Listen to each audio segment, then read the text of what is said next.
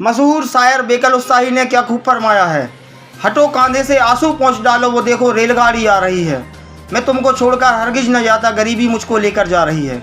नमस्कार मित्रों, मैं नितिन जैन और हम आज विश्लेषण करेंगे भारत की गरीबी और भुखमरी का। ये मालिक मुल्क के भुखमरी का ये आलम देखा न गया जब भूख से तड़प कर बच्चा 20 सड़क पर मर गया। हाल ही में हंगर इंडेक्स की सूची जारी हुई है, जिसमें 125 देशों की सूची में भारत 111वें नंबर पर है। हम विश्वगुरु की चाह में अच्छे दिनों का इंतजार करते रह गए और पाकिस्तान, बांग्लादेश और नेपाल जैसे हमारे गरीब फक्कड़ पड़ोसी मुल्क हमसे आगे निकल गए। जी हाँ मित्रों, सही सुना, ग्लोबल हंगर इंडेक्स की ताज़ा सूची जारी हो गई है।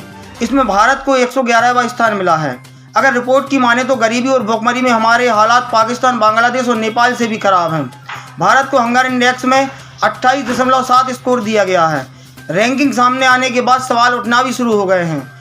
केंद्र सरकार के महिला और बाल विकास मंत्रालय ने इस ग्लोबल हंगर इंडेक्स की आलोचना करते हुए इसे सिरे से खारिज कर दिया है। मंत्रालय ने आरोप लगाया है कि एनजीओ ने हंगर इंडेक्स के लिए गलत तरीके से मैपिंग की है। बता दें कि पिछले साल भारत 121 देशों में 29.1 स्कोर के साथ 107वें स्थान पर था।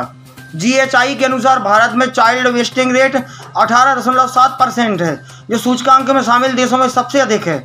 चाइल्ड स्टंटिंग की दर 35.5% है, जो सूची में 15वें सबसे अधिक है। कुपोषण की व्यापकता 16.6% है और 5 साल से कम उम्र के बच्चों की मृत्यु दर 3.1% है। रिपोर्ट ने चाइल्ड स्टंटिंग और चाइल्ड वेस्टिंग पर अपना डेटा राष्ट्रीय परिवार स्वास्थ्य सर्वेक्षण से लिया है।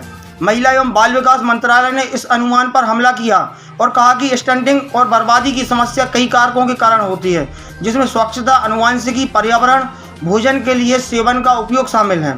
इसे केवल भोजन की कमी के लिए जिम्मेदार नहीं ठहराया जा सकता। मंत्रालय ने कहा कि यह भी मुश्किल से ही कोई सबूत है कि चौथा सांकेतिक बाल मृत्यु दर भुखमरी का परिणाम है।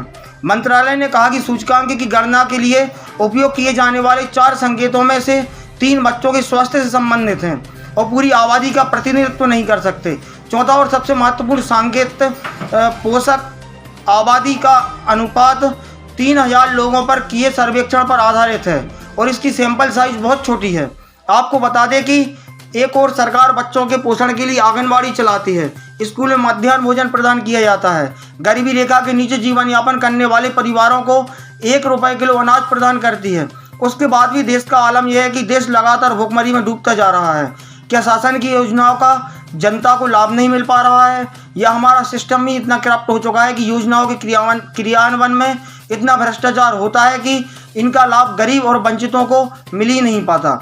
हालांकि कुछ भी हो, लेकिन ग्लोबल हंगर इंडेक्स में भारत को मिला स्थान हमारी सरकारों के लिए शर्मसार करने वाला है।